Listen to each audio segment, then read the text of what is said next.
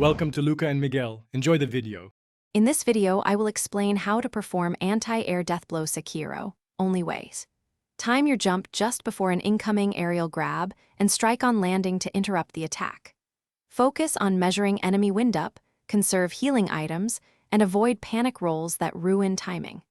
Use repeat practice on easier enemies to build muscle memory, then adapt to boss patterns and adjust distance and timing accordingly for consistent results. Know the core mechanics to make anti-air deathblows reliable.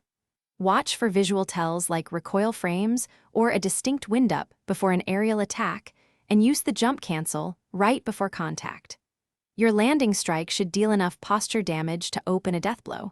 Adjust weapon and prosthetic tools to increase posture impact. Practice timing on smaller enemies, then scale to stronger foes as confidence grows. Work specific techniques into your routine to improve success rates. The jump plus neutral attack gives the quickest interrupt and minimizes landing lag, while understanding Makiri counters and spacing helps when aerial options are limited. Prosthetic tools that add posture or stagger at range let you force openings without jumping into danger.